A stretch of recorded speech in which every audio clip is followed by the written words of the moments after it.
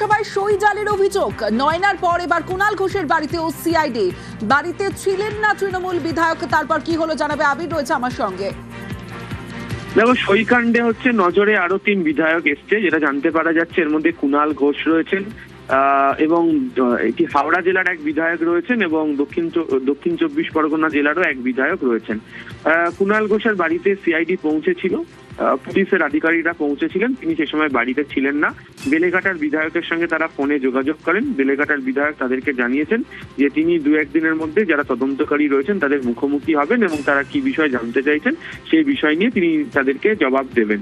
এবং তুমি জানো যে আজকে নয়না বন্দ্যোপাধ্যায়ের বাড়িতেও তদন্তকারীরা তারা হাজির হয়েছিলেন এবং 6ই মে শোভনদেব চট্টোপাধ্যায়কে বিরোধী দলনেতা চেয়ে একটি চিঠি জমা পড়ে এবং পরবর্তী সময় আবার একটি তৃণমূল কংগ্রেসের বৈঠক হয় এবং সেই বৈঠকের আগে বিধানসভার তরফ থেকে জানানো হয়েছিল যে তৃণমূল কংগ্রেসের সমস্ত বিধায়ক যারা রয়েছেন তাদের স্বাক্ষর সম্বলিত একটি চিঠি জমা দিতে হবে যে তারা বিরোধী দলনেতা হিসাবে সর্বসম্মতিক্রমে শোভনদেব চট্টোপাধ্যায়কে মেনে নিচ্ছেন।